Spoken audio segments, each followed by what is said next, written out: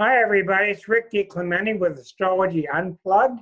I'm coming to you from my website, which is starself.com out of Pittsburgh. And every week we like to talk about astrology usually, but other times we go away, we talk about different things. We have physicists on. We have people from Dom and Her on. Last week we had a wonderful regression hypnotist on. And tonight we've planned this for at least 3 months. My good friend Rebecca Bloom is joining us from Pittsburgh, and she's a really excellent tarot reader, amongst other things. Before I get into that, I'm going to let you know about a couple things, and then I'll give you the itinerary. One is I found an excellent ebook that's free on the subject of Eris by a woman named Laura Walker. She published an excellent book, about 125 pages, electronic, it's for free. On the web, I'm going to give you the website. But this woman published this in like 2007, which was just a couple of years after Eris was discovered. And it's very impressive, the kind of work she did when Eris was only known for about 2 years. So as I said to you before, we need to learn more about Eris, because Eris has really shaken things up. I highly encourage you to read it, or at least spot read it. And here is the URL for that. Her name is Laura Walker. She's a very good writer. And I could tell that she, there's your article, there's your URL. She's a very fine writer too. I could not get an easy URL, so you have to type this bottom line in exactly like you see it. tinyurl.com/y7, all the rest is lowercase, XZ44X2. That will take you right to it. If you have trouble, write to me and I'll make sure you get a copy. You can go right to her webpage and read it, or you can right-click and you can download her ebook onto your Kindle. You can download it onto your laptop or your tablet. Okay? Now, I'm going to paste that into the chat room. So for the people here today, if you forget it, here it is pasted into the chat. You folks watching us, welcome from YouTube. You can't see what the chat says, but the other attendees can. The next thing, Rebecca's been a very good friend of mine for a long time now, and when you're starting out in this business, you end up at a lot of psychic fairs, and I did a lot of psychic fairs with her. Got to know her that way for about 12 years. Also, Rebecca was a very fixed standard at a local restaurant for many years. She did a lot of readings at this beautiful cafe in Pittsburgh that has since closed. And near the end of their run, I started doing astrology readings there, and I got to know her a little bit better there. Now, tonight, what we're going to do, we're going to try to reserve the last half hour so that she can draw one card for each of you. I won't really have time for questions, but I will have time for her to draw one card for each of you. The first hour is going to be questions and answers. Welcome aboard, Rebecca. We're so glad to have you. Thank you. Thanks for having me. I'm really excited to be here tonight, Rick. I pride myself in the fact that I've done this a long time, and I've grown tired of having guests on that are wannabes, that are sort of kindas. And what I'm trying to say to you is I don't really have a guest on unless I really think highly of them. And Rebecca is really top-notch, and she and I had the wonderful privilege of learning from two people here in Pittsburgh. They're absolutely phenomenal, named Ruth and Sharky. Sharky is his nickname for the word Charles, and Ruth is from Great Britain, and they've been doing tarot at least 40 years, experts in the tarot, absolute experts in the Course in Miracles, the I Ching, and the Kabbalah. Those are the real strong expertise. So I hung out a lot with Rebecca at their house and took tarot classes from them, as well as Karen I see here tonight. So welcome aboard, Rebecca. Why don't you tell us what you've been up to lately? Thank you. Again, thank you for having me. I'm excited to be here. So a lot of what I've been up to lately, obviously, is doing readings. Really enjoying teaching a new class that I have going on over at the Singer Mansion in Wilkinsburg that also hosts the Spiritualist Church. Really enjoying that class very much. Wednesday night class that I have going on here at my home, and I love everybody in these classes. I've also started a meditation drumming circle that I do on second and fourth Wednesdays here at my home. Just last evening, I had the opportunity, I went to see Marianne Williamson's lecture. Wonderful. And the Love America tour. And I thought it was fantastic. I've seen some of her live streams. I like a lot of, I love what she has to say. I like her energy. What I saw in her, which to me, speaking of truth and getting to the Page of Swords, which we were talking about earlier, is a lot of the truth that I saw in her is her passion. She has a lot of passion, and the more she speaks, the more passionate she gets, and the more passionate she becomes, and the more fired up she gets. And what it really reminded me of when I was watching her, and it was so comforting to me, and I think that it should be comforting to a lot of people, is that when you're connecting, in getting into the subject of truth again, when we're connecting, we have our antenna up, and we're connecting with the divine, when we're connecting with spirit, it is anything but boring. It is anything but placid. It is anything but sitting there on a mountaintop. I mean, it makes you want to be alive and fiery and engaged. That's what it does for me. Some people it could comfort, and take into these spaces. But as I was watching her, I was thrilled to see her fire and to see her energy, to see the way that she spoke and the way that she engaged with people. I liked her message, which her message is very much about getting involved. Her message was very much about truth. And she, talked a little bit about A Course in Miracles. and I thought that was interesting. So what I've been up to in a nutshell, which is what I've been thinking about as I contemplate over the past few days, is truth.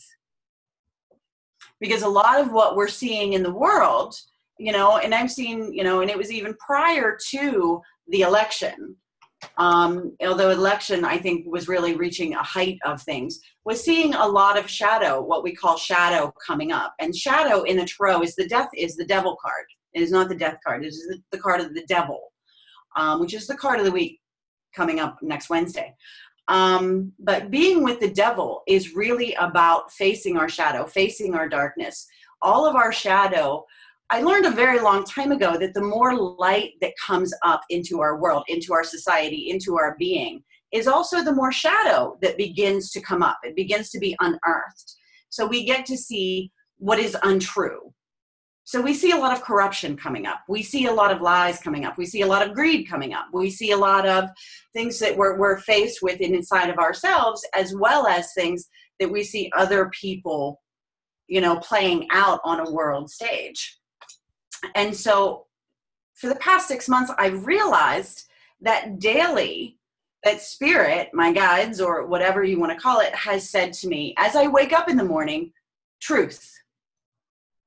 Truth. Your thing right now you're picking up, and it's truth.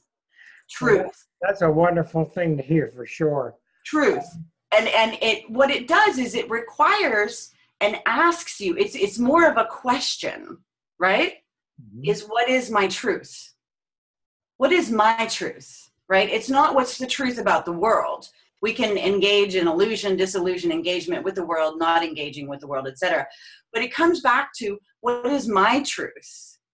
And as I realized I've gone through this process, that I didn't realize that I was actually going through this process for 6 months, that I was hearing this every day. It was coming through in readings. It was coming through in the drumming circles. It's coming through every time I talk to somebody is, well, tell your truth. What's your truth? What is your truth? And as soon as we ask ourselves what our truth is, it really asks us to come inside, and more is unearthed. When they talk about veil upon veil will be lifted, right? Veil upon veil gets lifted. And we ask time and time again, what is my truth?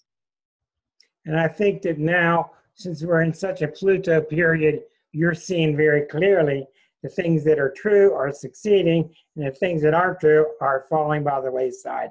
And that's really the way it should be. You know, I was thinking years ago, I remember going through a period where I thought, these people doing tarot, they must be out of their mind. How can you turn over a card and it tells you anything? And I'm embarrassed to say that that's how I felt. But then luckily, somewhere about 20 years ago, it just hit me that the card has to be right. It has to speak the truth of the moment. It just has to. One of the amazing things about watching Rebecca work, she doesn't carefully fold the cards and shuffle the cards and put down 2 or 3 and stuff. She's got the cards all over the place. They're moving the whole time. They're moving and flipping and turning, and she might put up 4, she may put up 3, and they're just alive. They're very much a part of her. And I think that's something that comes with age, huh? Comes with experience. You become more free with your own cards.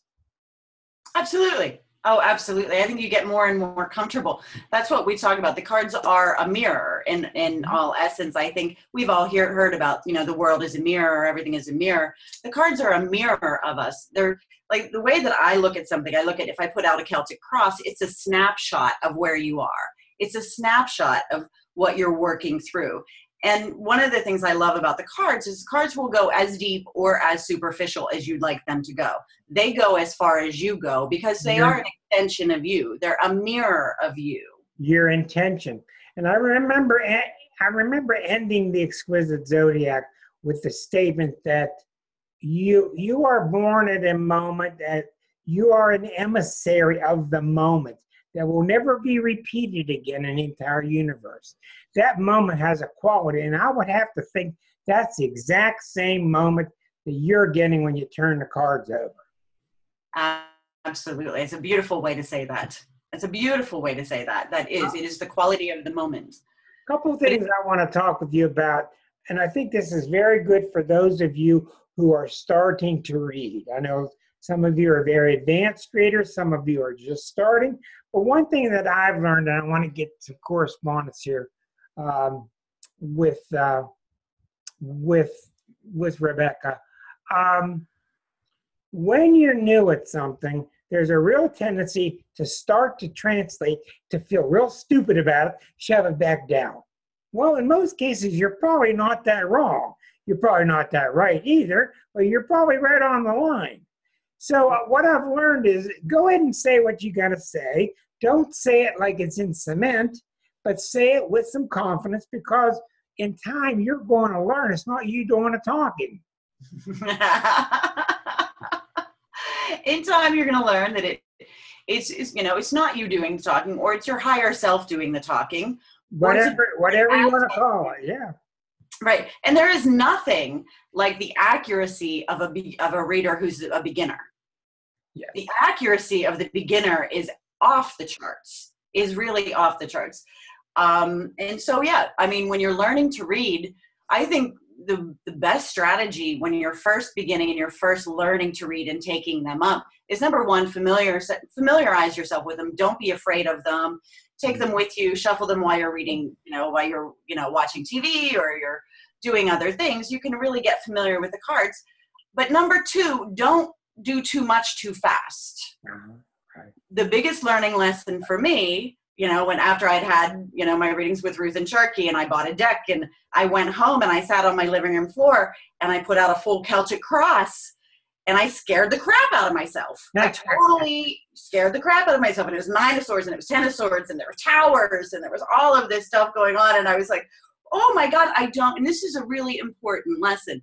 I was like, oh my God, I don't like this. I'm going to reshuffle these cards, and I'm going to get a different result, right? I'm going to reshuffle these cards, and I'm going to get these really pretty pictures that make me happy, right? So I did the same thing, and I put out this Celtic cross, right, in the middle of my living room floor. And lo and behold, the same damn thing showed up. 9 of Swords, the 10 of Swords, the towers, because I am thick-headed. I did this 10 times. Oh, boy. I did this 10 times. What? Until I got to Eureka, which was oh my God, these aren't going to change until this changes. So it completely proved, it validated the cards as an expression, as a mirror. And it's a huge lesson. It is a huge lesson. So maybe you should go ahead and scare the crap out of yourself. You should. Have your eureka moment and wrestle with them and confuse yourself. You're only here to give the message. I found, surprisingly, it took me about 30 years. Did you get to this point? After about 30 years, I got to the point where I look at a planet, I look at a house, and it's so complex and there's so many permutations. I got to the point where I said, nah, that's not it. That's not it. That's it. That's it. That's what that means. You can see this last week with Stephen Poplin. He was doing the same thing. If you read any books by Jung didn't tell you what a dream might mean. He told you what the dream meant. Oh. Did you get to a point, too, where that switched for you? Mm-hmm. Yeah. Yeah. That's a thrilling event. And you guys who aren't there yet, just keep on reading. But the secret is don't get your ego so involved that you're fixed. It's got to be right. But don't go the other way either, thinking that, well, I couldn't be right. And largely what happens is you get the archetype close, but you just need to twist that archetype a little bit. That must really happen when you are law with just X amount of cards and so many ways that the cards can fall. Well, I think what you're talking about is a lesson in trusting oneself. And when you work with the cards, one of the better reasons that we work with the cards is you really learn to trust yourself. So I can look at a book definition, right? We can read a book definition as to what this card means. And it can, to some degree, be accurate and be true, because a lot of them run along the same vein. But the best definition, along of what you're talking about, what Jung and all of this is talking about, is you learn the cards best through your own experience. Mm-hmm. One of the ways that I learn, and I've had those eureka moments, and one of the things that I absolutely love about reading now is when I was in times of great joy, I put down cards and said, what does this look like? Right? What does this look like? When I was in times of great sorrow and great depression and great sadness, every stage of my life, every life experience, I would put down cards to help me work through it, right? So we're looking at what's going on to work through it. But when you take your life experience and you see it out there on the table, right? And you get to work with it, with these images and these visualizations, that's where you get to, I know the cards. Because it's not the cards it's yourself. So in other words, you're not going to do a good reading unless you go through the transformation yourself. Unless you live them. Let me ask you about... There's nothing illegal about it. I got a lot of questions for you. Let me ask you kind of flashcard-like about certain cards, because you see them all the time in the movies and stuff. What are your thoughts about, and we'll talk upright for now, because the cards have a different meaning when they're reversed. What comes to mind when you see people freaking out about the Tower card? Well, first of all, when I see people freaking out about the Tower card, I usually say, well, that is a reasonable thing to do, is to freak out when you see something blowing up and people falling all over the place. But also what I say is, and the way that I work with it now, because there was one year I'd gone through about 6 towers in about 6 months. And after I'd gone through 6 towers in 1 month, I stopped being afraid of the tower. Then I said, all right, well, it looks like we're going to be liberated from another situation in our life that we don't want to let go of. So is that why the tower comes? Because you don't want to let go of it? Right. I see we have the devil first, and the devil is chained and bound, right? So whatever's chaining us, what's chaining our soul, what's binding us, our obligations, a job that doesn't work anymore, a codependent relationship, something along those lines, we will call in that divine lightning strike. And the tower is the lightning strike, and that sets us free. Okay. So, what do you see when you see the devil card? When I see the devil card, there's so many things I see, but primarily I see shadow. I see just really materialism, shadow, feeling bound, over obligated, a lot of seeing through a perspective of darkness. Hanging Man. That's been one that's coming up so frequently lately. And the Hanged Man is one that I see. I find the Hanged Man very challenging. I see surrender. Somebody needs to give something up again. It's surrender to spirit. It is a full 100% complete surrender. What about, are the Lover cards overrated? Not at all. Lover's card is wonderful. What about the Lover cards? Well, that goes, the Lovers and the Devil are very similar. They're just a different perspective. The Lovers is free will, is choice, openness, relationship with self, relationship with the divine, and then relationship with others. But it's free will. Nobody's chained. So what do you do when you see a card reversed? I see that. I love seeing reversed cards, not because I'm a sadist, but I love seeing them because it shows us where the blocks are and faster. It shows us what needs to be worked through. So all your work with Ruth and Sharkey and their tremendous work with A Course in Miracles, it's all about blockage too. So it all ties together. Right. Yeah, it really does tie together. How did you get started with the tarot? I had a reading. I went to a reading with Ruth and Sharkey. Oh my God, their readings are 5 hours long. Oh yeah, my head was I'm spinning when I walked out of that one. Go to the bathroom first. I'm not kidding you either. 5 hours. Yeah, it was at Mandala, and they said you would do. I went to see about a relationship, and they said we don't know about that, but you do well to work with these cards. What do you do? And I'm sure you do it. I'm just going to assume it. What do you do when you see symbols throughout the daytime, like a tower that's starting to fall, or 3 coins on the bus that's in front of you?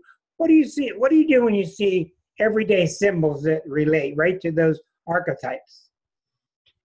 In what way? What do I contemplate them? I mean, do you find them synchronous?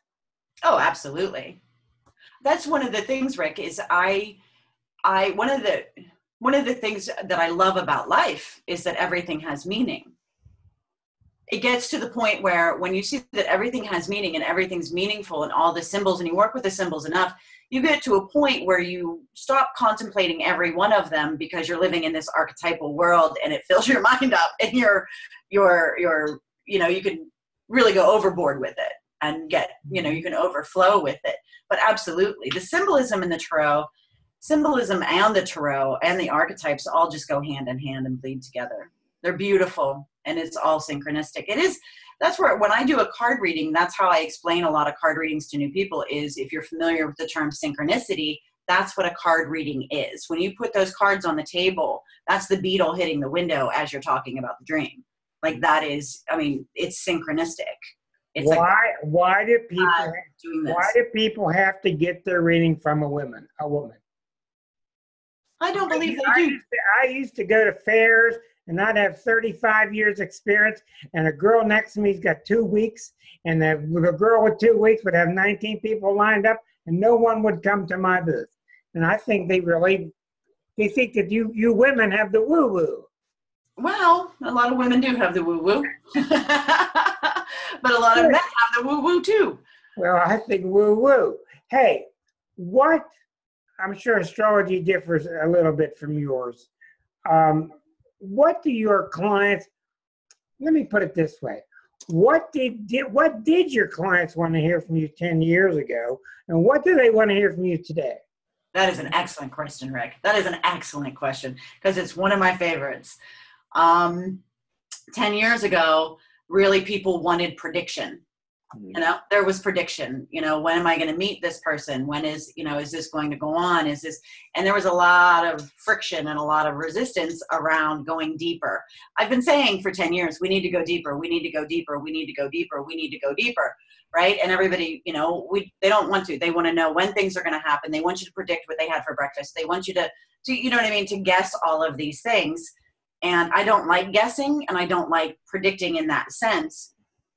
So now, flash forward 10 years, I have some fabulous people who are coming in yes, they want to see what's coming up. They want to see what their options are. They want to get an overall view, an overall picture of what's going on, if there's anything they need to look out for, things along that. Yes, they do want that, but they also want more growth.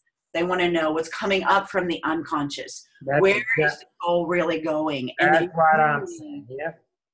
Now, follow this now. I mean, I was studying back in the ancient Middle Ages where the tarot images came from. And given these 78 images are very old. So along comes 1977, and we discover Chiron. So how do you incorporate a brand new archetype into your fixed number of cards? We just put a new planet on our circle. Right. Well, the archetypes do move and change. Absolutely. I mean, that's a very interesting question. One of the things I think that's found fascinating about the tarot is with all of the tarot cards right way up, reversed, all the different types of spreads that you can do. In 78 cards, though, the entire human experience can be depicted. The entire human experience can be put on that table. And if you don't find that fascinating, I think there's something wrong with you because it is fascinating. It is fascinating. It is fascinating. So how do we work with these archetypes? I view the cards came from the psyche. The psyche did not come from the cards.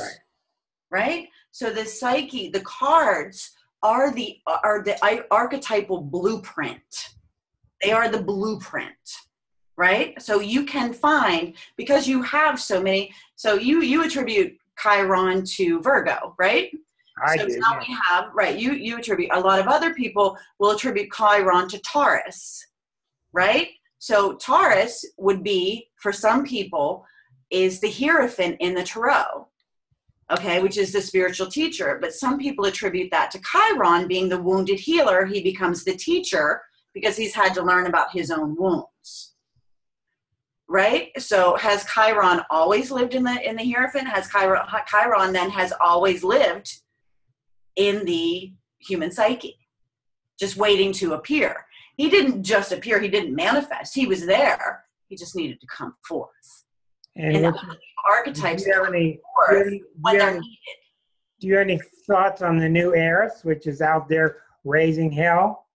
I looked into that a little bit. I don't have thoughts on it a lot, but what I do think of is, love, sex, and Eros. And I think of Eros, and I think of the loss of Eros, and then I think Eros coming in, and I think, oh boy, so that's what that's immediately where I go with it. Well, she's out there. Fascinating and fun. For the passionate young ones, I think it's going to teach a lot of wisdom. Why do you, I know I've worked quite a bit with Ruth and Sharkey. I'm sure you're similar. Why do you and when do you switch over to the Kabbalah and to the I Ching? Well, that's a funny story, because I was talking to Ruth and Sharkey just a little while ago, and we joke because when I started studying Kabbalah, I looked at the Kabbalah and I was like, oh my God, I'm a natural at this. I understand this inherently. I inherently understand the Kabbalah. And then it dawned on me that I had studied with Ruth and Sharkey for so long, and so many of the teachings are in there. The Kabbalah, the teachings of the Kabbalah is what they teach with the cards. And I was like, oh, okay, this is why.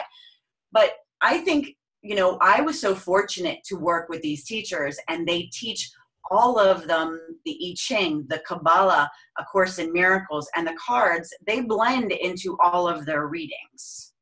So it's the teachings from all of them, right? Which is what I also begin then to try to incorporate into my classes when I'm teaching people, is number one, you should learn from experience, live your cards. Your experience is the experience, and it all has value. Number two, these teachings come in, the universe, the three pillars, which within the Kabbalah, right? We bring those in when we're in class. These come in. It's not only the archetypes. We don't, occasionally I'll talk about I Ching and talk about the some of the hexagrams and what they mean, but I won't go in depth with that. Kabbalah, I like to introduce more, and I'll just introduce little bits and pieces so that we're blending symbolism, archetypes, Kabbalah, all of that. So they build on each other and they fit together seamlessly. But when you teach them together, there's a much stronger metaphysical foundation. And that is what I like, on how I've studied, is an exceptionally strong metaphysical foundation.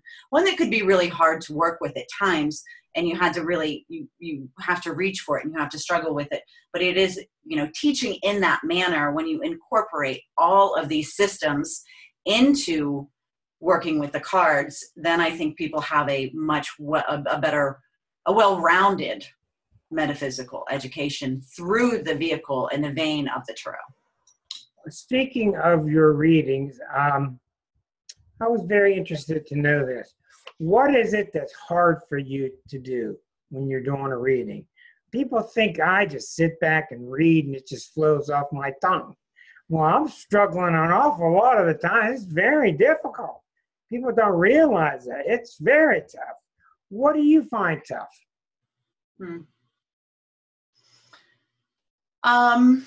I think one of the most challenging aspects is it's not so much telling people what they don't want to hear as much as, sometimes we're telling people things they don't want to hear, and there's things that they need to hear, but delivering some crushing blows. My heart goes out to them, it's because sometimes if we see a tower, right, it's like, okay, well, this is changing. I got to give you a heads up. This is changing, which then is an opportunity for them. I try to be as compassionate as possible and as, allow that to come from them, right, first. And then if we meet up with resistance, then, so the hardest thing I find it to be is to not predict the tower, but I find it the hardest to be the tower. But don't you believe that they know it's coming anyway?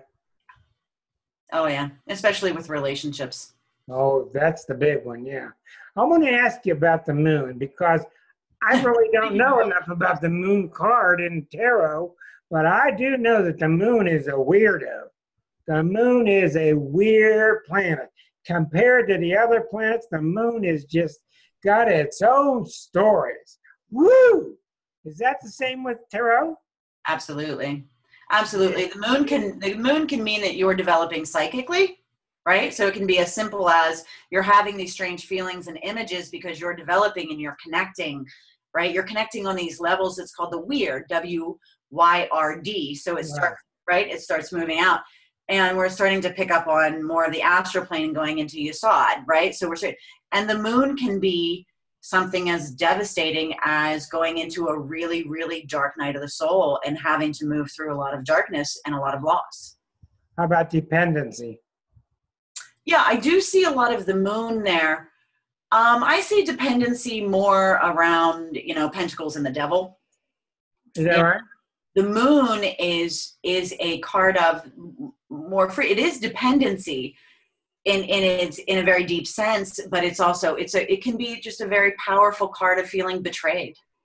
Is that right? Deception and betrayal. I find with the moon a great fear of being abandoned. Oh, absolutely. So you usually get abandoned, which feels like a betrayal.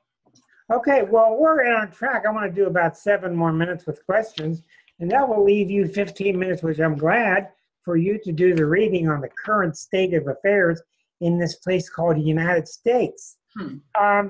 This is a couple weird questions here. Did you ever see your cards do something funny? When haven't I seen do something funny? I actually saw somebody doing 1970 doing the planchette on the Ouija board, and the planchette flipped off and went up into the corner of the room and leaned up against the wall. And it had been underneath people's fingertips, and it just went by itself. Have you ever seen a card do something funny? Yeah, I mean, I've seen a lot of things, I've seen a person's energy move a card. I've been in a restaurant, I've seen a person's energy move a menu. I've seen, I've seen it. Yeah. So it does, but primarily they stay exactly where we keep them. and the one that drops them is me. That's right. I've only got two more short questions. What card do you find is the most perplexing? In other words, it just doesn't want to reveal itself. It has so many sides to it, just constantly forcing you to stretch your brain. Well, one of them would be the moon. Yeah, that's what I thought. One of them would be the moon, definitely. I work with the devil on so many levels that the devil, figuring out exactly what the devil is, because, it's a trickster, it's the hardest part is figuring out what my game is. Sympathy for the devil, is what's the nature of my game. And the magician. The magician. So mercurial, right? The magician can be an absolutely fabulous, connected, bringing down divine energy and creation at its best, co-creative. And it can also be a trickster, a con man, a salesman, so really working with them. And it's great fun to figure out which one it is. All right, now that's why I like them so much. I got a weird one for you here, and it might not fit. Then we'll get on with the show with the country. This just came to me. Did you ever get the feeling that the other cards would like to force one of the cards out of the deck?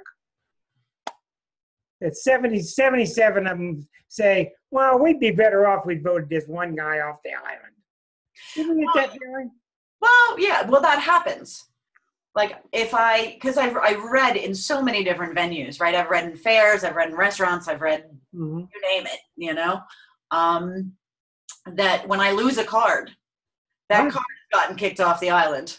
Somebody will call me and say, hey, we found this tarot card underneath the chair, or, is this where, right? So that's where I'm like, okay, well, and the way that I view it is the other cards kicked it off the island so that I'd pay attention to that card. Oh. Right. It's something that I would need to work with. It's something that I'm missing, something that I'm, that is called to my attention. So, which reminds me, when you work with the tarot, occasionally you want to go through your deck and make sure you're dealing with a full deck. Because when you take them and you move them and they're transferred all over the place, you never know where one can end up, One time I was missing my Fool, Well, I tell you what, I've seen you read 10, 11 years ago, and I see you read now, and there's no comparison.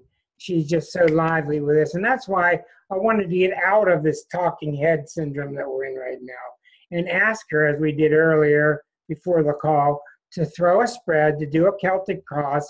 And I know she's rushed for time. She's got about 18 minutes, and she could go hours if she wanted to. So if you could kind of keep it brief, tell us what question you asked, and show us, if you can with your camera, show us how you do the reading of the position of the cards, and what was your question? The question that I had asked, and putting down this Celtic cross, and I'll show you all the cards individually as I talk and give you a brief description of their positions. The question that I asked is, as I shuffle the cards, I say, I want to take a look at the United States, where the United States is right now. Show me a snapshot. What do we need to see? How can this be helpful? How can we get information as to action we can take, what we need to do, what we need to be clear on, and what our role is in it, okay? I did not ask, what is Donald Trump doing? I asked, because I think that's exactly how you deal with a narcissist. You don't have enough cards. Eliminate it, right? So I asked, how about the United States of America's energy? Because he is not the United States of America. We are all the United States of America. He is not the only one. Do you see what I'm saying? So this is all of us, the energy of this country, where it is, what it's learning, what's going on, and how can we get, and this is what I ask in my readings, what is helpful here? What do we need to do? What do we need to take out? What do we need to bring in? Those were all the questions that I was asking as I was shuffling, right? So the answer that I got, this has been an interesting card that's been coming up, is the Two of Pentacles. This is the significator, okay? So the Two of Pentacles, frequently I've seen this to mean getting your heart and your head on the same page, okay? But it's having to learn how to juggle new situations. It's also dealing with duality. Twos deal with duality. We are in a universe of duality trying to learn unity, okay?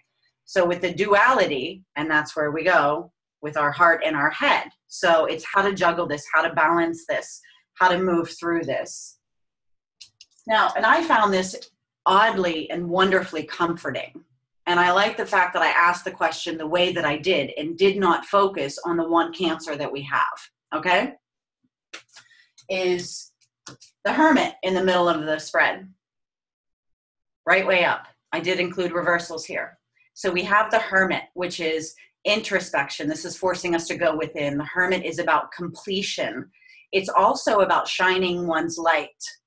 And that is the biggest clue in this spread, is about shining one's light, literally to shine your light, to share wisdom. And that's where this is going to go. Okay. So the situations that we're going through are attempting to teach us wisdom. Anybody here who's been through a hard time, and I'm going to assume it's everybody, okay, knows that you gain wisdom from challenging situations. That's the point. It is not about punishment. It is about wisdom, right? And it looks to me like we're doing it. We got our Hermit going on, and it's forcing people to look within, right? Because it's all kind of crazy out there. So the wise man looks within. Well, this is not a bad start for the United States of America, okay? What's crossing is the Five of Cups reversed, to move away from the disappointments of the past, okay? So we're moving away from the past is where the United States wants to go, to move away from the past. So what's the first thing you do when you need to move away from the past is you try to go back to it. And then you realize what? It's not going to work, right? How do you know something doesn't work? Because you try it again and again and again and again until you realize that you have to move forward. In the unconscious of the collective of the United States of America is the Three of Cups reversed, which is about a withdrawal. This is a temporary withdrawal, okay? So stepping back to watching. What's coming up from our unconscious is to not engage right now. And we will not feel like engaging for the next 3 weeks to 1 month. Okay? After that, things are going to change. I don't know what's going on 3 weeks to a month in astrology, but this card reading is saying that we've got 3 weeks of pulling back, looking within, gleaning the wisdom, and then we are going to have to go share it. And then it's going to be unleashed. Unleashed wisdom. We're going to have to unleash our wisdom on the world. So in the past, speaking of the Death card that you had sent around in the email, right? Was the Death card right way up? So the Death card is a very, very deep transformation. This is Scorpio, okay? This is the deep transformation of Scorpio, and that's what the Death card is about. It is a thorough letting go of the past. The transformation has happened. It is in the past. The Hermit means we're completing it. Now remember, this is the energy, the full energy of the United States. In the thoughts is the Nine of Wands. Now the Nine of Wands is a Sagittarius card. Okay, so this is the lens that we're seeing through. The lens that we're seeing through is the aftermath of a traumatic event. That's the Nine of Wands. Okay, you see the psychic wound here, right? But what we're trying to heal from this is a psychic wound. We are trying to heal the psychic wound of the United States of America. That is why the problems come up. You know, last night, as you know, I was listening to Marianne Williamson's speech, and she was talking about the history of the United States and talking about the great parts of the United States and the horrible parts of the United States, as we're becoming and signing these documents to become this really progressive, fabulous, intense, forward-moving, never been done before, radical country. The people who signed it were slave owners. That is not radical and brand new, right? So our duality is inherent within this country, right? So the problems begin to come up, and they're problems with humanity. And it works with our duality. It works with our light and our dark. So to heal the psychic wound of the country, that's what's attempting to happen here. That's why we're moving forward. What is coming up is the Page of Swords, raising that antenna. There's nothing more powerful, and this is all the air signs, by the way. I usually see it as Aquarius, but it can go for all of the air signs. But raising that antenna, there is nothing more powerful than finally figuring out, going within, knowing your truth, and going out there in the world to tell your truth. And that's what the Page of Swords does. She puts her antenna up, and she goes out in the world, and she tells her truth. Okay. And it is, I think that what we're going to be entering into, if we use this well and wisely and we come together, I think this could be another Renaissance period. I think this is a period that will produce a lot of great works and art and self-mastery and self-expression. What did you mean by, excuse me for interrupting, but I think it's important. What did you mean by you were kind of inferring a recent wound to the country? Well, I think it's the deeper psychic wound that I'm referring to. But the wound to the country, I think a lot of people feel betrayed by the election. I think a lot of people feel, I know my reaction to it was very visceral. Especially when I was watching the debate, I remember screaming at the television and then thinking to myself, why are you screaming at the television? And thinking this is a problem, So I think what it did though, was it brought up, the concept of usurping, the concept of dominance, the concept of taking over, which then brings up all of these other psychic wounds that we've been carrying. I got you. So it's the gift in it is that it brings up the whole wound. The whole wound has been brought up. It's a gaping one, right? So it is up to us to heal it. And what we have to figure out how to do is to heal that, right? So what needs to be taken out of the situation is the Queen of Swords reversed. Oh. Is not setting ourselves free, is not getting clear, is being embittered by the past, is holding on to the past. When the Queen of Swords is right way up, her head and her heart, she has a huge heart. Don't let the Queen of Swords, don't think, there's a lot written that she's cold and she's distant and she's this and she's that. She has an ability to detach emotionally from what she needs to do, but she comes at everything she does with a lot of heart because she is wisdom incarnate. This is Athena. This is the goddess of wisdom. So literally, if she's reversed, it means we need to get in touch with the wisdom. And we need to, this gives us the bigger clue. If you look here, if you'll see, she's used her sword to cut herself free from her own shackles.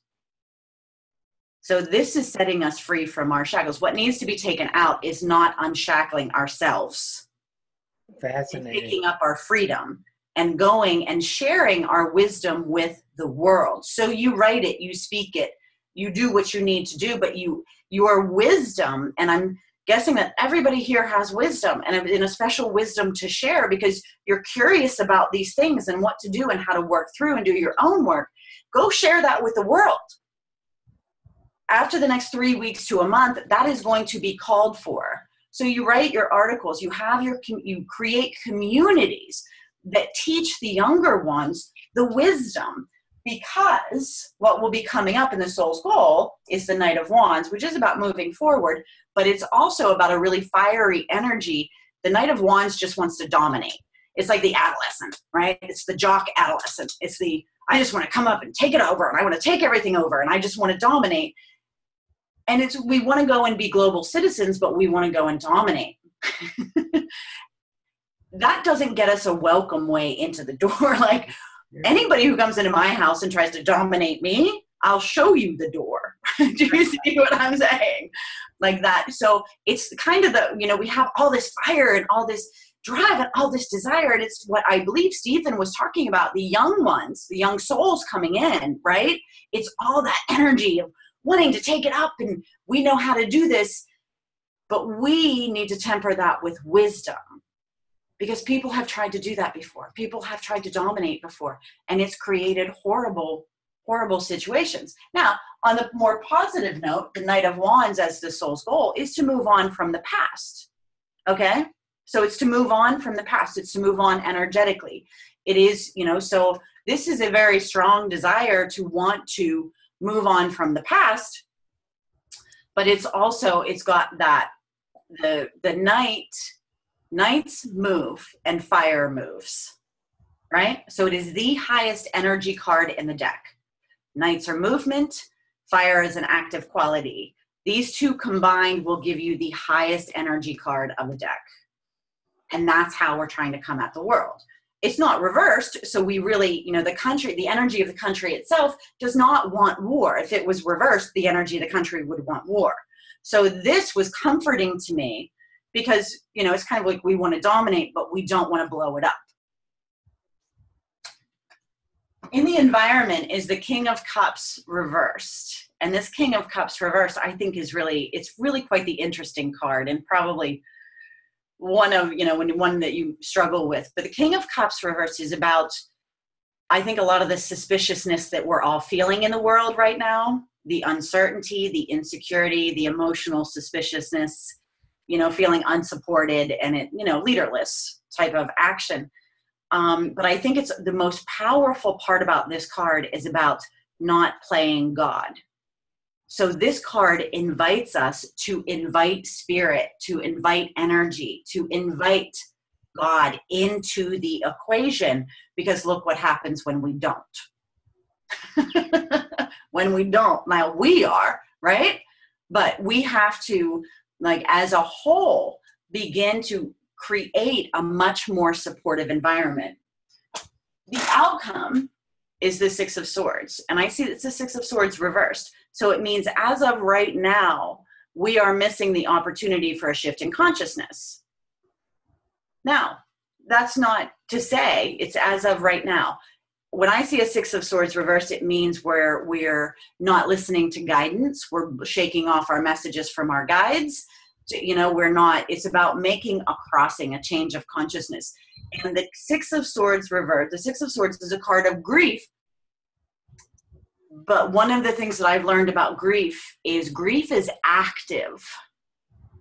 So this tells us the Six of Swords reversed and the Queen of Swords reversed, especially, tells us that it's not by withdrawing from the world. We'll feel like that for right now, because everybody feels like a need to want to grieve. There's a complacency, because there's also, just a largeness of the situation, and what are we to do and how do we do it? And, how do we take on a monster this large? But with the Queen of Swords and our Six of Swords reversed, it gives us the answer. The Queen of Swords is to go forth with wisdom and go forth into the world as the world was designed to do, and it will help us heal. That going into the world will not create more damage, but going into the world to share your wisdom, to share what you have to offer, to put your hand out to it, to extend yourself to the world is how we heal the wound. And that'll be after the next 3 weeks or the next month. There's still some licking the wounds that's happening here. And it's really about getting clear. The Queen of Swords, when she's right way up, is clear, is honest. And what needs to be what needs to be taken out of American society, and I'll be very blunt, is lying. Lying. Yep. Now, what does lying mean? And we have to bring it back to self. We have to bring it back to self, because it's our experience and everything mirrors us, right? So now you see the importance of, in the beginning, when we were talking about truth, be hearing truth every day for 6 months. What's the truth? How deep can you go with your truth, and how can you share that in the world? What is the truth? And honestly, the deepest truth that I've ever found, anything that I've found to be true, is love. A real, genuine, unabiding, full embodied love. That's as far as I can go with it. There's been other truths and this and that, things you need to see through the illusions and et cetera, et cetera. But I think that's where it goes to A Course in Miracles, is seeing the truth, seeing beyond the ego. So go out into the world and actively love and actively speak the truth to the best of your ability. And that's how we make things change. That's how each individual can affect this outcome. So you join the groups, you join and you come together in community that is supportive, and you offer yourself to the world. And that's how it changes. Well, I think that was absolutely excellent, Rebecca. Just beautiful how the whole thing worked, and especially to watch us, for us to watch you dance on top of your cards, which is what you do. I don't know how else to put it, but it was pretty to watch and beautiful and true, and I thank you for that very much. Very, very nice. Give you folks an idea how a real tarot reader reads. Okay? And I know we're always pressed for time, so let's just keep it rolling here. And I promise you during the next half hour, Rebecca's going to be kind enough to give you a one-card reading for each of you.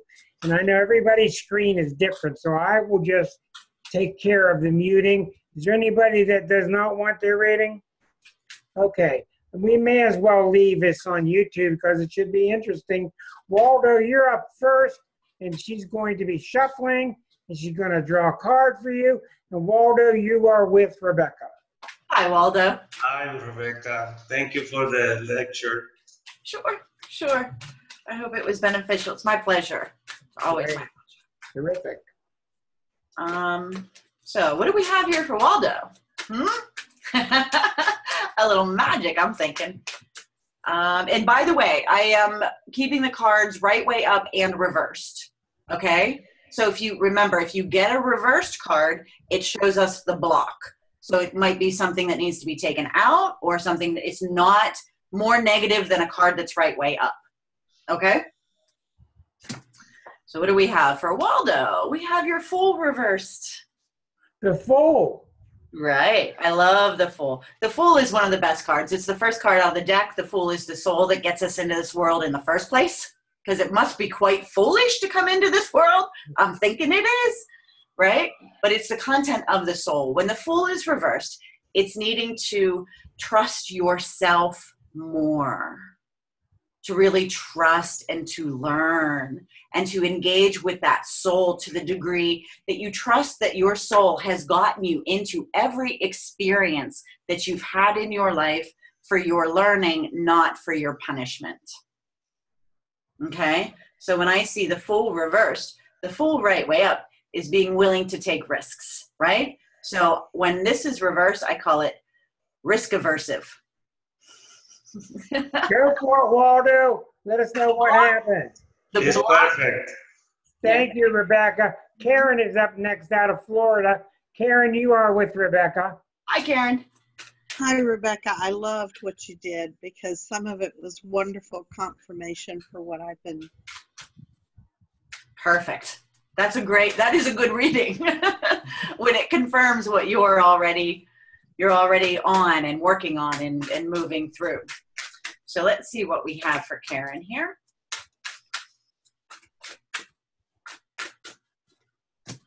Okay. And for Karen, we have the Devil. Okay. See, we knew it. I always joke with you. I'm like, yeah, you always knew it. With the Devil, this is really more about working through shadow. Okay? So one shadow. Here's one of the things, and I mean, I'm picking it up intuitively, but one of the biggest shadows that I work through people with, especially people in the metaphysical arts, in these systems, is a martyrdom complex. So it's really about not martyring oneself or over obligating yourself, and having to break through those chains, thinking that you are so obligated to other people. You don't owe them anything. You owe yourself something, and then you owe them to go out into the world and share your love. How's that feel, Karen? It's right on key. It's exactly what I've been coming to terms with in the last 2 or 3 days. Well, you had it verified. Beautiful. Thank you, Rebecca, very much. Next, we have a card for Barbara. Barbara's a lucky Libra. You're with Rebecca. And by the way, the Queen of Swords is a Libra card. This Queen of Swords in the tarot deck. A lot of people attribute it to Virgo, which I think it can go back and forth from Virgo to Libra. But because we're in a justice year, I'm going to see this Queen of Swords as a Libra, because justice is a Libran archetype. What do we have here for Barbara?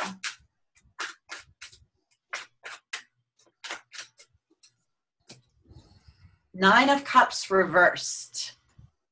So the Nine of Cups, when the Nine of Cups is reversed, sometimes I see it as more positive. If the Nine of Cups is right way up, say you're having a full course meal, you're having this wonderful dinner. The Nine of Cups can be the macaroni and cheese. Okay? We all like macaroni and cheese. There's nothing wrong with cheese and macaroni. I mean, you know, it's one of my favorite foods. But you know, you can't survive healthily on macaroni and cheese, right? So when you reverse the Nine of Cups, it can be looking at things more deeply and not being so superficial about things and going more deeply into yourself and learning some really deep truths emotionally for yourself. Now, on the other hand, when we see a Nine of Cups reversed blocked, is after you get in touch with these truths and you look at things more superficially, it's absolutely imperative that you go pursue your happiness. We are still in pursuit of love, life, happiness. That is still what we do and still what we stand for. So go after what you want. Okay? Thank you. Sure. Thank you. Go get him, Barbara. Okay, next on our list out of Columbus is John, our Taurus. Hi, Rebecca. Hi, John. How are you? Very good. Very good. It's been very insightful. Very good. Good. Thank you. Thank you. Let's see. What do we have for John?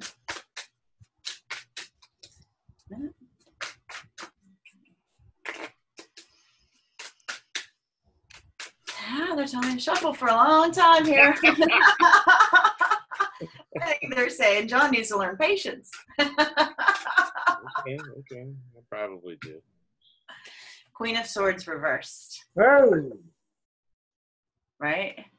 So the Queen of Swords reversed is really about getting clear, knowing your truth, accepting very difficult situations. The Queen of Swords, as it has shown up here, I see as this entity is earning their spiritual stripes. All of the difficulties, and when the Queen of Swords is here, it means times have been hard. There have been soul-shattering times. So that's why I say she's in the process of earning her spiritual stripes. For you, life is the initiation. So it's not about being initiated into societies. It's like life is the initiation for you. So it's really about accepting that these hard times have happened. They were as hard as you thought they were. Okay? Yeah. They really were. In getting in touch with that truth and that people did do the things they did. And then when you accept, because a lot of times we have a hard time digesting, right? And then when you accept this, that is when you get clear. That clarity and that freedom. This is a card of acceptance. We have to accept that the things that are happening, that have happened. Rule number one, accept it. And then we know what to do with it, and we can put our hand out to the world and we can move forward. So when she's reversed, it means, and I see her face as really red. I'm really drawn to her red face. That's anger. So I would get in touch with it. Okay. thank you, Rebecca. Thank you, John. I'm not sure, is Dixie with us or not? Dixie, are you ready? Dixie, are you ready for a card? I guess not. Okay. Brittany, you're up next. Brittany, you're with Rebecca. Hello. Hi, Brittany. Hi. Hey, this looks familiar. I've seen you here before. So what do we have with Brittany?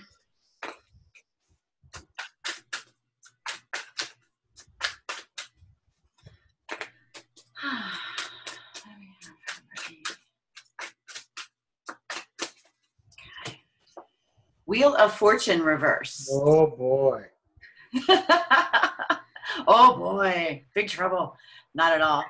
It's really about, the Wheel of Fortune reverse is such an interesting card, and we can go on and on about this card forever. The most important thing when it's reversed is that we grab ourselves by the center, right? Because when the wheel is turning, this is the Wheel of Fates. The story behind this are the three fates, right? So there's forces larger than ourselves that are trying to carry us forward, which means life is busy and chaotic. There's a lot going on, right? So it also represents, when it's reversed, an old pattern or an old cycle. So it tells us exactly what the old pattern is.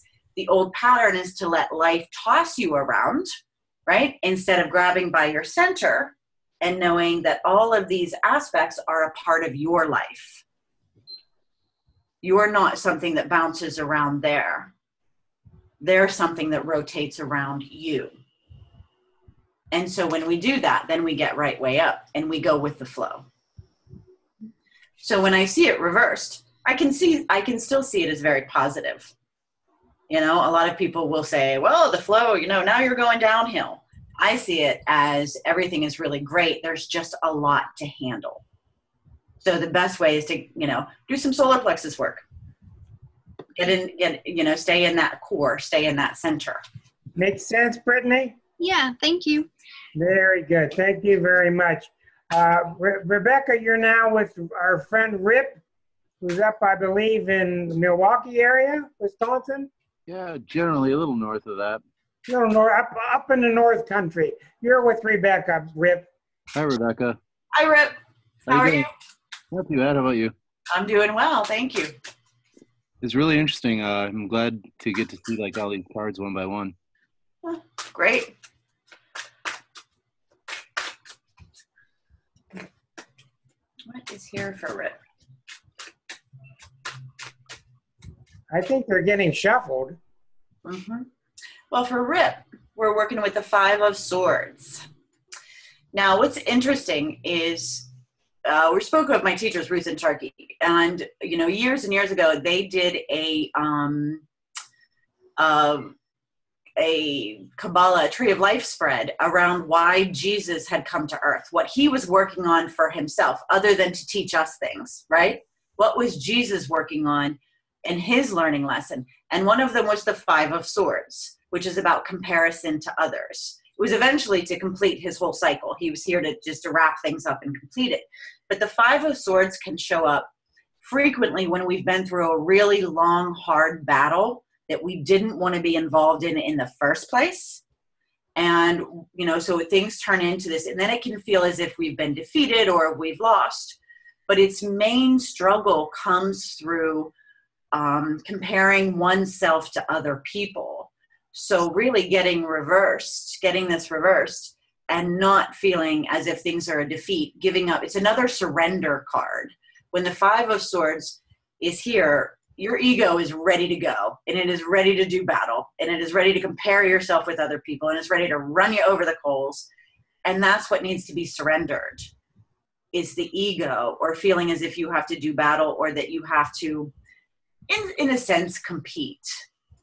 You know, but it's really about not seeing things as a defeat and not feeling defeated or bullied. And sometimes when I see this card, you do have to stand up to the bully, and you'll do yourself a world of good if you do. You know something funny? I thought I was going to see this card. Did Really? you? Yeah. Did you see it? Wow. Did it just pop into your mind? Yeah, when I saw this whole thing going on, I thought, like, you know, there's a couple cards that I think might come up, and this one was right at the top of the list. Do you have a tarot deck? I used to. I don't mess with that stuff myself.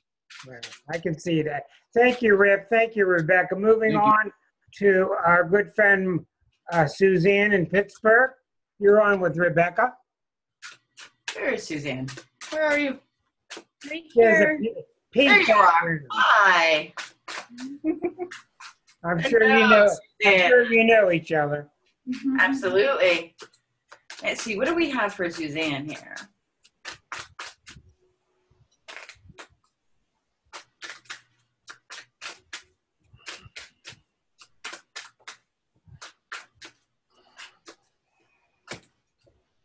Whoa, good. Five of Pentacles reversed, which is beautiful, and it's really good, and it is so poignant, and it's so on time. I did a Tree of Life spread after the election because I really wanted to see what was going on with the energy. What are we working with? What are we dealing with? what's happening here? What is all of this about? And so I knew this would be showing up over the past year, over the course of time, afterwards. And then when the Five of Pentacles is right way up, it is a dark night of the soul. It is feeling cast out. It is feeling unseen or unloved. And like life is just a struggle, and it's just really a dark night of the soul. So when it's reversed, it's absolutely beautiful, and it's right on time, which means coming up out of the darkness, coming out of the spiritual crisis. And after you come up out of a Five of Pentacles, there's a really, really precious time, usually a time frame of about 3 weeks, where you just want to let yourself be, right? You don't want to push towards anything. Let yourself fill up. It's healing. It's going inside and getting warm. It's learning how to self-soothe. It's learning all of these wonderful traits. So when it's reversed, it's not also, here's what I'm hearing from upstairs too, is one of the most important definitions of this is about not following other people into their suffering and learning how to be with people while to bear witness to their suffering, but not having to go there yourself. And that is a huge spiritual lesson, especially for those of us who deal with people in crisis frequently. Do you see what I'm saying? Mm-hmm. So your ability to not follow them into it, but to hold yourself in an enlightened space while you are bearing witness is really, really powerful and a great spiritual lesson. Thank you. Very good. Hey, Rebecca, I pulled this earlier. Nice. Your divine inheritance. Taking it up. That's exactly it. That's a really good message. Thank you, Rebecca. Thank you, Suzanne. Marcia in New York City is connected now with Rebecca. Hi, Marcia. Where are you? Can I see you? No? Right here. There you are. Hi. Hi, Marcia. Hi. I loved what you said. Wonderful. Thank you. Thank you very much. You're welcome. Okay, so what do we have for Marcia?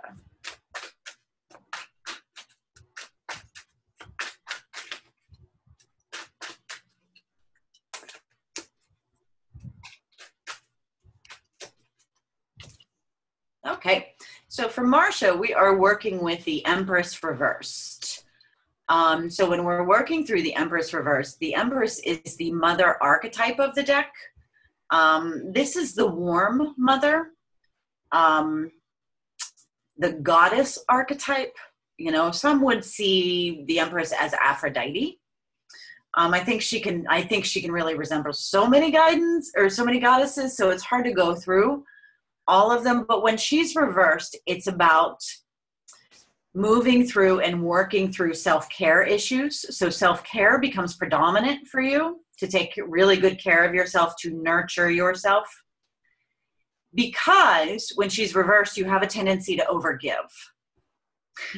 So we don't want overgiving. We want you giving in equal measure, you know, giving to yourself in equal measure that you give others, in direct equal. Because when she's reversed, this overgiving, especially if we find a Six of Pentacles around it somewhere, or any of the sixes, and especially if they're reversed, mean overgiving to the extent that you can draw people who take too much. Do you see what I'm saying? So it becomes this pattern. So it's really important that you get the Empress right way up. When she's right way up, when you take care of yourself, the most important thing is that you bring the divine into you, and then you birth through an aspect of yourself, part of the divine. It is a fabulously beautiful card as to what you are able to do in birthing the divine and bringing it forth. When it's reversed, it's kind of, you're blocking it by doing too much for people in the physical world, when you could be very helpful by bringing in those aspects of yourself creatively, a new business, a new way of being, and birth that into the world. So it's not your strength, but the divine strength that you're accessing. Thank you. Sure. You're very welcome. Thank you, Marcia. Checking in now. I don't see a camera. Lori, are you with us? Yes, I am. Can you hear me? Yeah, we can hear you. You're on, Lori, with Rebecca. Hi, Lori. Rebecca. How are you? Good. All right. So let's see. What do we have for Lori here? So Lori, can you see me? Yes, I can. Okay.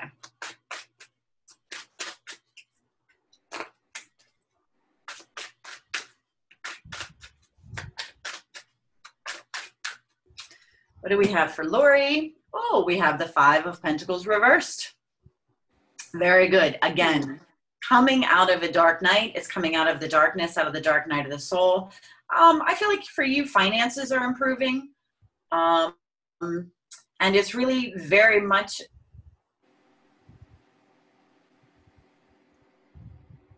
Are you exercising more?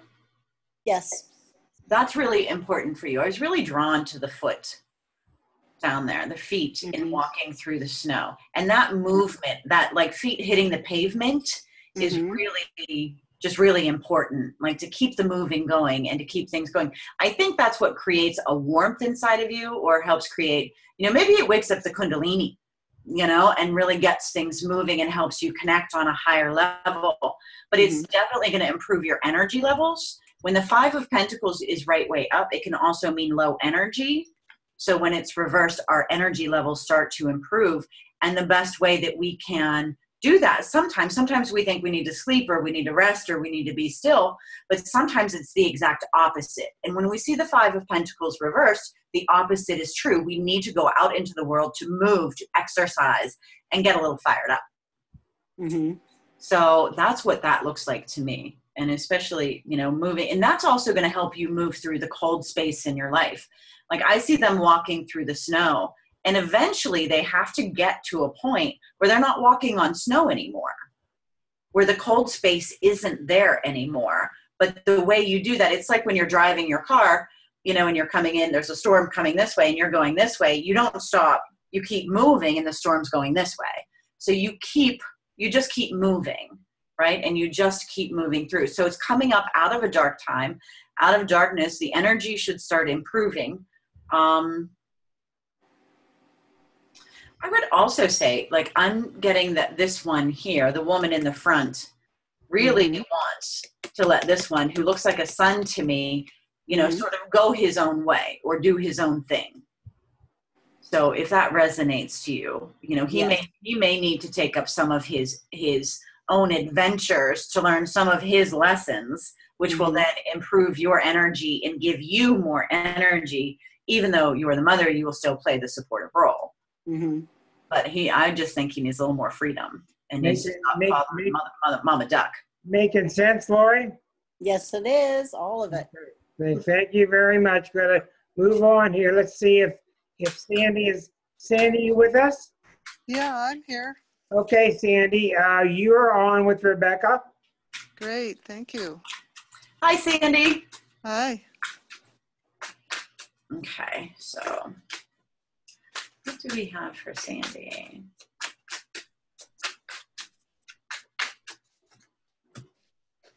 Knight of Cups reversed. So this is an interesting one. The Knight of Cups reversed is such a fascinating card. This is another one that I think about, Rick, because it can mean so many things. But when the Knight of Cups right way up is the spiritual quester, right? So it's about, to me, I see him making his way through the world in a very methodical, romantic, creative way, not having to rush, but really going out. And I see him, most importantly, asking the universe to fill his cup up for him. So he's in search of filling up his cup.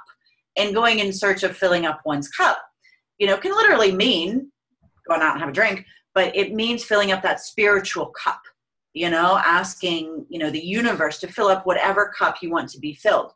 So when it's reversed, we see resentment blocking you asking the universe to fill up your cup. So what we want is really, what needs to be taken out is not having enough downtime. So some more downtime needs to be brought in, maybe a little more creative and romantic, and literally, honing in on and becoming more and more aware of that precious connection with the universe. and asking to have your cup filled up.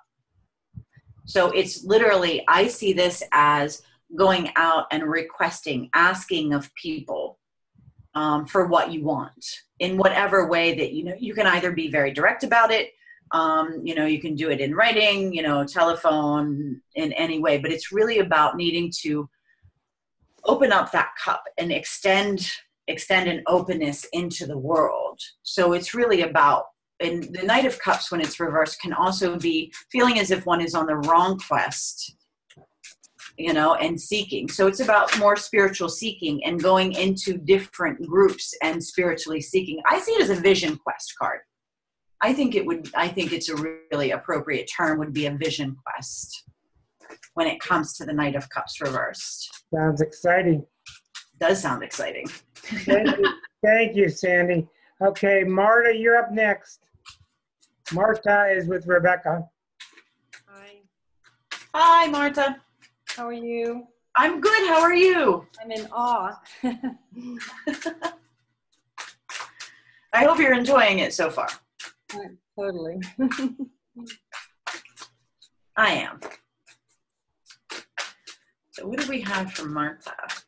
What do we have for Marta? 8 of Pentacles. Very diverse group here. So we have the 8 of Pentacles, which is, I see this as an apprenticeship card. It's practicing, it's learning, doing things differently, applying oneself, focusing.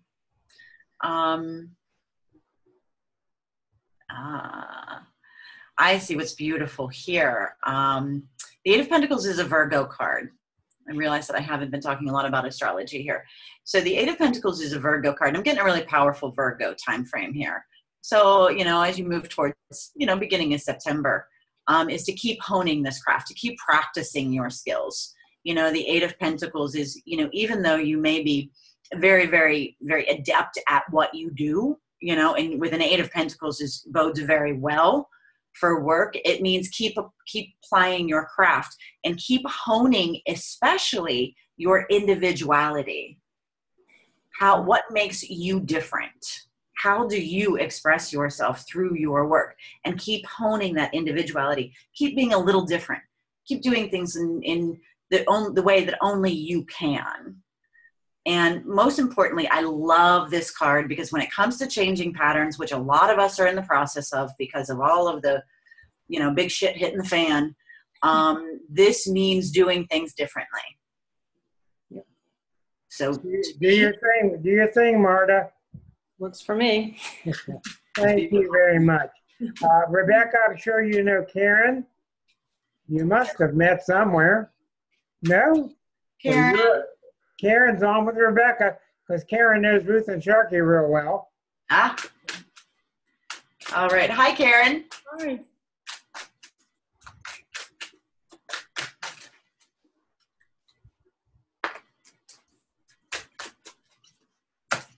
So for Karen, we have the 7 of Swords.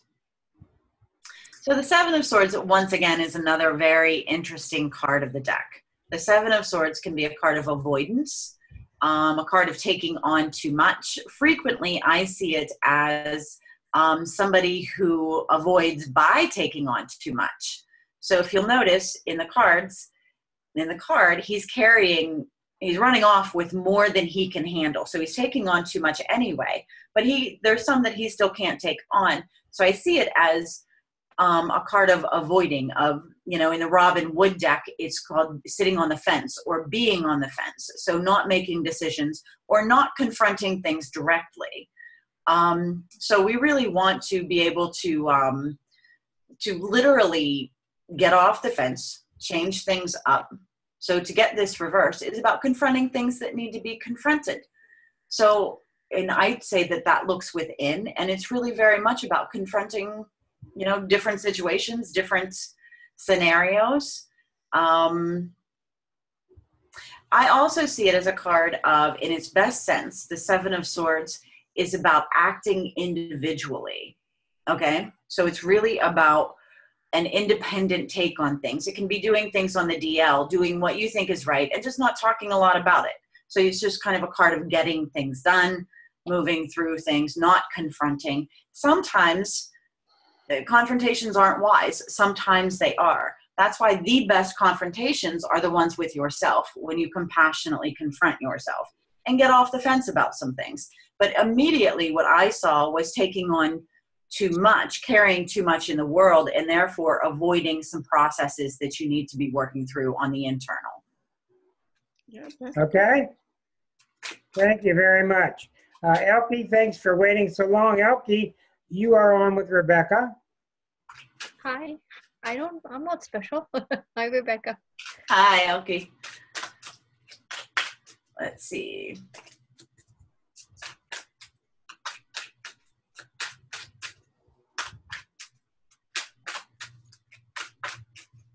Okay. So the Two of Cups reversed. So with the Two of Cups reversed, it's, again, we have twos. Twos are duality. The Two of Cups is a Cancer card when it comes to the zodiac. So the here we have the masculine part of self. Let's look at it right way up. The masculine, which is the active part of self, and you can see because he has his hand outreached, right? And then the feminine, which is the receptive. It's like a battery charge, right? So we have the active and the receptive, the positive and the negative. And then we have the healing here in the center, right? So when you turn this, when you reverse it, frequently one of these two will jump out at me. And right now I'm seeing her, the blue, really pop out at me. So it could mean that it's to bring balance back into life, which is what this is asking to do, because twos are about balance. They're dealing with the other, is to take up more action, is to take up more of a masculine approach, and don't be so receptive to maybe some of the harsher things that are happening in the world. Do you see what I'm saying? So taking up more action will keep you from absorbing or taking in, because the feminine is that receptive or psychic quality, right? The psychic sponge. The masculine is the one that takes up action. And together, when they're in balance and they're in harmony, you know, life's really good, regardless of what's going on in the external world, right? So I think literally I'm looking at this and taking up more activity, whether that be exercise or going out into the world, or acting on more of your desires, more of what you want, or acting on more of your inspiration from spirit will balance things out. It's also going to bring healing for you. So act on the inspiration from spirit. So we've got all that receptivity going on, right? You're like psychic as can be. You know, it's really bringing this in and pulling this through. Now act on the message, and that'll bring things into balance. Very good message. Cool. Thank you. Thank you very much there, Elke and Rebecca. Susan Avere is up next. Go ahead, Susan. You're with Rebecca. Hi, Rebecca. Hi, Susan. Thank you so much for tonight. This has been wonderful. Oh, thanks for having me. I'm really enjoying this. I'm glad you like it. Okay. So what do we have for Susan? You'll have to ask Rick if you could come back again and talk about different tarot decks and which ones people would be drawn to and how and why. That'd be neat. I would love to. Thank you. This is the Ten of Cups reversed. So when we look at the Ten of Cups is not always bad when it's reversed. So, okay, let's see this Ten of Cups right way up. This can be an ideal perspective. And that ideal is perfect, right? Like, isn't this just a perfect picture? There's a rainbow and a happy family and blue skies, right? What the F? How many times does that happen?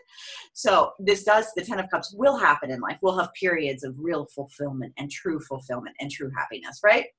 Yeah. But as an ideal, or thinking that life is supposed to be like that all the time, that sets us up for failure. I mean, it really sets us up. It misses the point. We're here to learn and grow. Life is supposed to be a challenge, and we can't live in Candyland all the time, right? So when it's reversed, I see it as really healthy.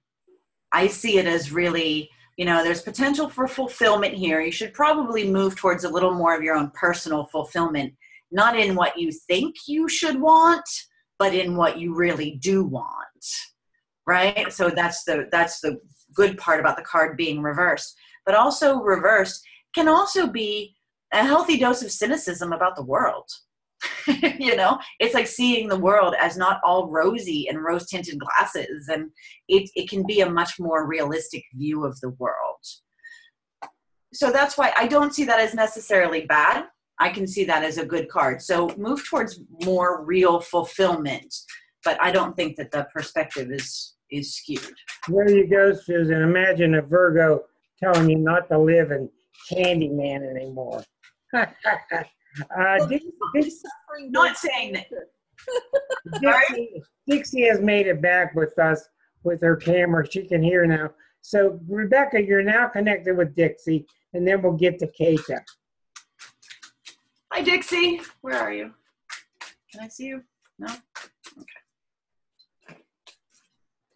Her camera's not on. So we have about 4 people after Dixie. Okay. So, okay, what do we have for Dixie? Dixie. We have the Two of Cups right way up. Oh, boy. Right? That sounds very nice. The Two of Cups right way up. So it's committed to balance, feeling balance, practicing balancing your masculine, your feminine, which brings in healing. But I'm also really drawn to the lion up here, which always reminds me of Leo. So it would have to do with some sort of Leo situation going on. And it's committing to your balance while dealing with a Leo, I would believe.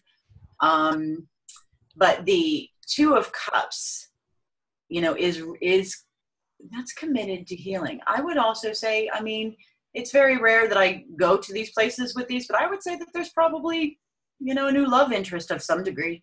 Or something, right? A little romance, a little something going on, which is fun and good. It's a new beginning.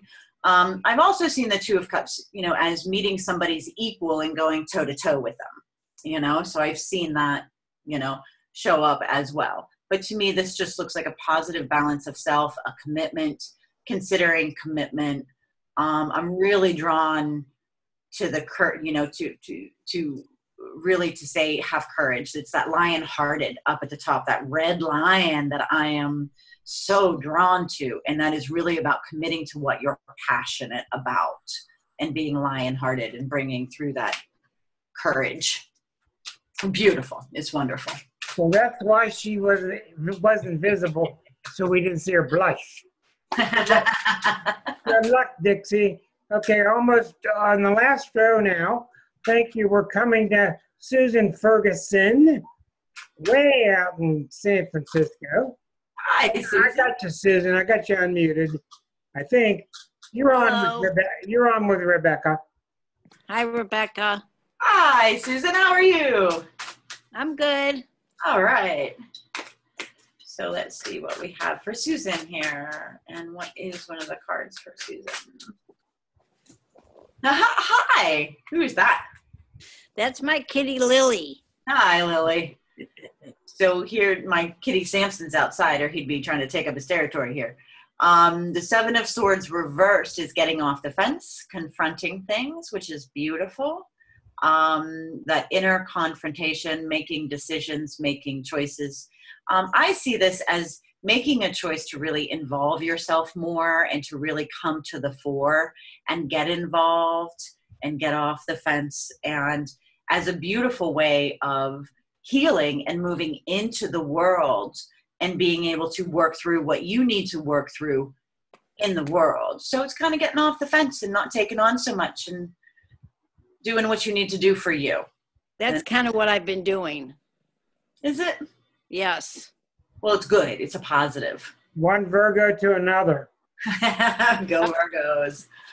Does that make sense, Susan? Yes, it makes total sense. Well, good luck. Thank you. We got Thank Keita you. then, Thank you, Rebecca. You're welcome. Keita, then Margaret, then Laura.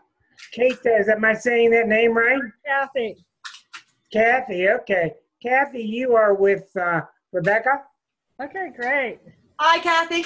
Hi, this is so timely. I just friended you 2 hours ago, and I just found this site now about 10 minutes ago.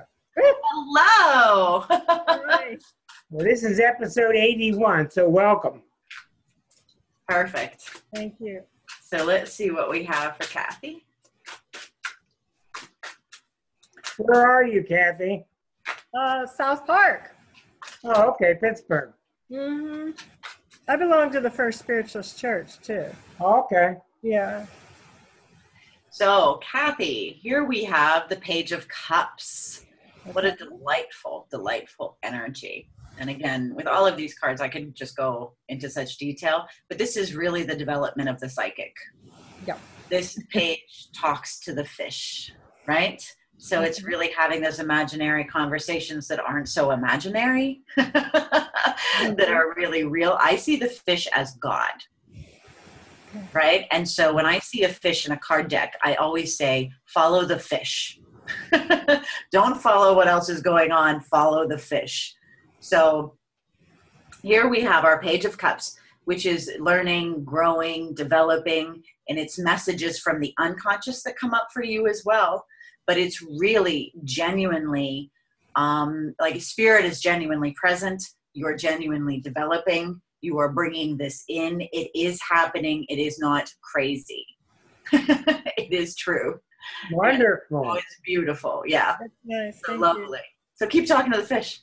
Keep talking to him. Good, wonderful. Thank you, Kathy. Thank you. We've got Margaret, then Laura.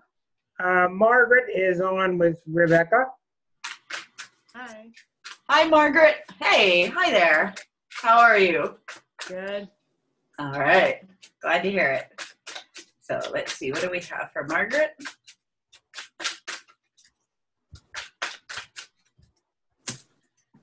Ah, interesting. Ace of Cups. So the Ace of Cups can be a very powerfully emotional card. Okay? So it's a lot of power. I'm going to warn you about the Ace of Cups, and I'm going to tell you about its beauty. And I'm going to tell you why I'm going to warn you about it. I've seen when the Ace of Cups comes up, it never fails that there are plumbing problems or some sort of issues with water. Okay? So there's some kind of, watch it happen. There'll be a leak in the faucet, the tub will back up, something will happen.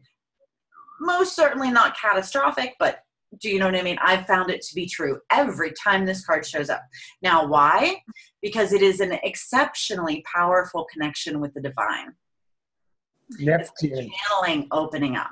So when that channel opens up, it forces all of the energy in the space, right, to shift and to move. Water is, I think, the most malleable, right? So water just keeps going until water just keeps moving. It'll find any way through. So when your energy expands, when you connect with something along these lines, it is fabulous. It's about going to source. It's about a new cycle of emotional fulfillment. It's a new joy. It's a new tapping in. It is also, all aces to me are divine opportunities. So they're divine gifts, divine opportunities. So there will be between now and next spring, there will be a very big opportunity. There will be gifts coming your way that you're going to have to choose whether you want to accept or not. They're going to challenge you to open emotionally and to connect more with spirit and to trust your connection with spirit and all that is more. But I see it as a beautiful, powerful card. That's a Neptune card, and that's exactly right about the plumbing. Margaret, thank you. Do you have a question, Margaret? No, I'm kind of. Okay. To make it sense, is it figurative or it's both. The plumbing and stuff? It's both. Aesthetic or real, truly physical water? It's both. Both. Okay. That's how Neptune works. Thank you. Finally, on to Laura, who's been so patient. Thank you, Laura. You're with Rebecca. Hi, Rebecca. Hi, Laura. How are you? Well, fine. How about you? I'm doing very well. Thank you. Doing very well. This is what I love to do. That's a gift. And I get to share it with everybody here. So it's a lot of fun. So what do we have for Laura? The moon reversed. Ooh. Right. So the moon again tells me that we have, again, it's the powerful card of the psychic. it's the weird, right? It's that strange, it's that foreign, it's Pisces, it's the moon, it's fluid, it's all is one, it's, you know what I mean? It's all of this, you know, so it can go really deep. When it's reversed, you can be resisting a lot of your ability to go deeper, the psychic, you know, so it can be a resistance to the psychic, which will make you feel crazy. Okay. If we resist it, we feel unbalanced. If we go with it. Now, on the other hand, I see this as muddied emotion that could be blocking more of your own psychic and spiritual development. So when the moon is reversed, it comes with, you know, when our unconscious world gets stirred up, right? Think about water and thinking about a pond. And at the bottom, when all of that, the water gets stirred up, all that muddy water, right? So then you have to wait for the dust to settle, for the water to get clear again. So it's a card of heightened emotion. It's a card of not knowing who to trust, when to trust them, how to trust them. So the most important thing is that you go in and you trust yourself. You trust your own psychic inclinations. You trust your own truth. And most importantly, when I have my moon reversed, which I'm an exceptionally emotional person, which can be frequent. My moon can be reversed because my emotions get all muddied. I kind of back off, right? I step back from the world and I get clear with myself so that I don't project onto the world what I'm feeling inside or what needs to be worked through. So this shows some emotional healing that needs to take place, but we'll do so. The best way to do that is to trust your inclinations, to trust yourself, to write it out, to paint it out. But most importantly, there's a lot of psychic energy that's trying to come up from within. And it's trying to find its way, right? We're trying to get that unblocked. And it just means emotional healing. This works out perfectly. Now, you're a Taurus, right? Yeah. Well, this works out perfectly because 5 days from now, Uranus goes into Taurus. Okay, it hasn't been there for 84 years. Uranus has been in Aries for 7 years. On the 15th, in 5 days, it's going to go into the sign that hates change. The planet that loves change into the sign that hates change. So what that means is, I think it fits perfectly with what Rebecca says. What that means is the S is about to hit the fan, and you've been delaying. You really don't want the S to hit the fan because you've been nice about it, and you think you're seeing all the scattering that happens after the S hits the fan. But the fact is, the S needs to hit the fan. And the next thing you need to do, Laura, without a doubt with Uranus, is don't expect calmness. It's going to be chaotic. There's nothing you can do about it for at least a couple weeks.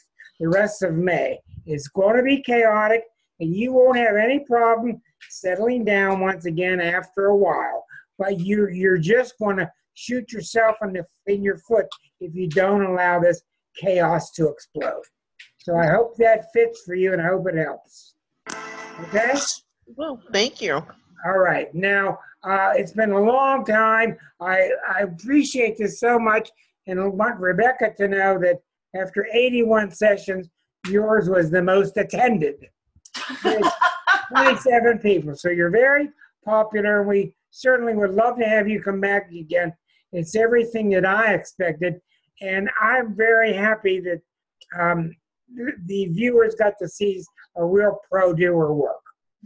Well, thank you very much, Rick. This has been my pleasure. Thank you so much for having me. And once again, let me put it on the screen in case people want to get connected with you.